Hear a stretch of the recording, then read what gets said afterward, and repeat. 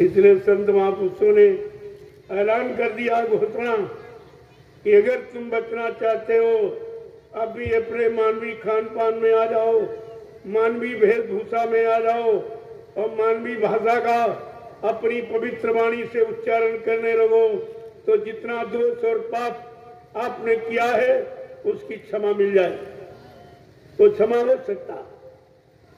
लेकिन अगर आपने ये नहीं किया तो आगे कुदरत तैयार खड़ी, आगे मुसीबत बड़ी बड़ी, कुदरत है तैयार खड़ी, तो सब कुछ करने के लिए बिल्कुल तैयार, उसको तैयारी करने की जरूरत नहीं है। अभी संत महात्माओं का वरद हस्त तुम्हारे सिर पे है। जब तक उनकी अमृत वाणी का जो सुधार की नीति है उसका प्रचार प्रसार वायुमंडल में होता रहेगा, तब तक आपकी रक्षा हो रही है। जिस दिन अपनी वाणी को विराम दे देंगे कुदरत रंगा नाच करेगी, फिर आप अपने आप को बचा नहीं सकते। इतना खराब समय, इतना नंगा नाच कुदरत का, ये गांव के गांव, शहर के शहर, ये मुल्क के मुल्क खाली पड़े, कोई रहने वाला नहीं होगा। कहने का मतलब आज आप एक एक इंच जमीन पे झगड़ा करते हो क्योंकि तुमको अपना भविष्य नहीं मालूम कि आगे क्या होने जा रहा, तुम्हारे बुरे पाप कर्मों की क्या सजा मिलने जा रही, तो आपको मालूम नहीं। तो तुम आत्मा आपको इसीलिए बता रहे, अगर बचना चाहते हो तो भी कुछ नहीं कर सकते हो। आप महात्मा धर्मात्मा नहीं बन सकते हो, त्यागी तपस्वी नहीं बन सकते हो, तो कम से कम शाकाहारी बन जाओ, तो काम है आपकी आपका बचाव कर दूंगा। अगर आप मेरे हुक्म आदेश को मान जाओ जो कुदरत के लिए है, कुदरत जिससे संतुष्ट हो जाएगी। अगर आप शाकाहारी हो जाओ तो आपका बचाव हो जाए। अगर इतना सरल काम अपने जीवन को बचाने के लिए, परिवार बाल बच्चों की सुरक्षा के लिए इतना सरल उपाय शाकाहारी बनने का आप नहीं अपना पाए, नहीं कर पाए, तो तुम जानो तुम्हारा काम जाने। लेकिन आप ये नहीं कर सकते हो, हमको किसी ने बताया, बचने का इशारा किसी ने नहीं किया, इसलिए ये खुलेआम सबको बताया जा रहा, जानकारी दी जा रही। जिस जानकारी के बदले आपसे कुछ लिया नहीं जा रहा, ये ऐसी अमोलक जानकारी है जो रुपए पैसे धन दौलत सामान से आपको कोई नहीं दे सकता, लेकिन आज सदगुरु के दरबार में ये मुफ्त लुटाया जा रहा है, ये मुफ्त में आपको दिया जा रहा है।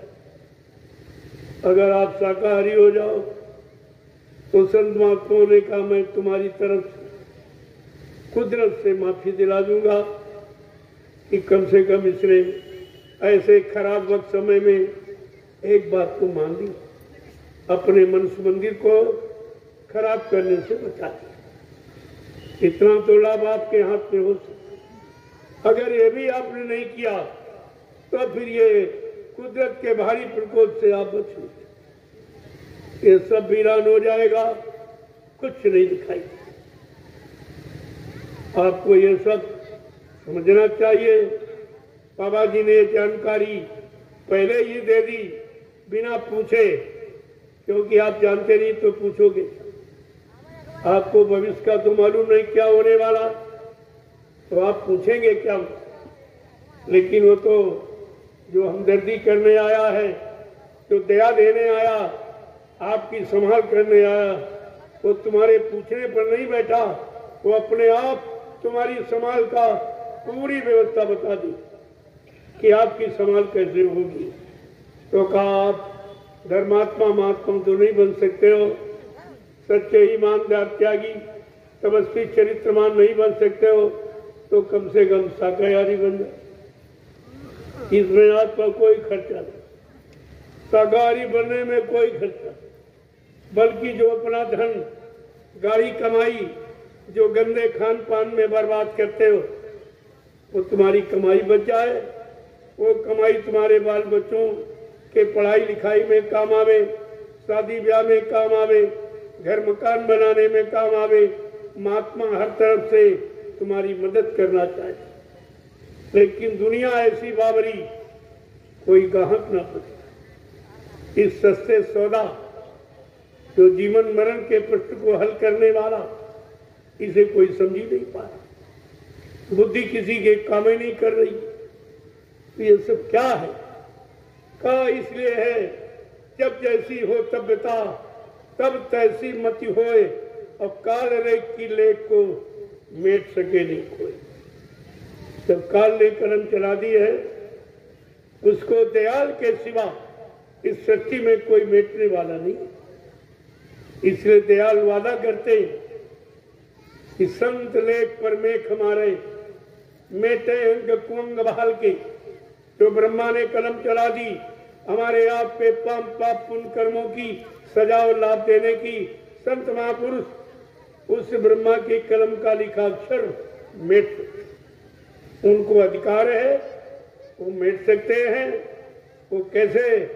परमार्थी सेवाओं में लगाकर आपके शरीर मनसा वाचा कर्मणा द्वारा किया हुआ जितना भी पाप कर्म उसको मेट सकते। इसलिए संत इस व्यवस्था को ठीक करने के लिए परमार्थी वचन उच्चारण किए।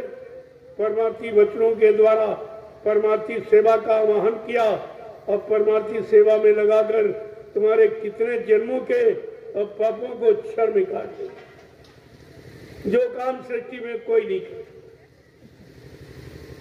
क्योंकि उनका वचन कभी झूठा और खाली नहीं जाता।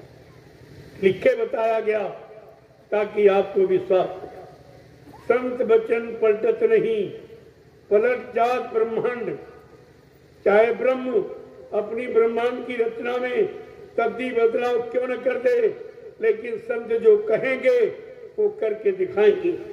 उनकी जबान दस्तावेज होती, वो अकाट सत्य है, कोई नहीं काट सकता। ये सब आपको ध्यान में रखना चाहिए था। अगर इन वचनों को आपने ध्यान में रखा होता तो 10 जुलाई 1952 से 2012 तक आपको मथुरा में या हिंदुस्तान में जगह जगह बड़े बड़े कार्यक्रम करके आपको सब सुनाया, समझाया गया और कराया भी गया।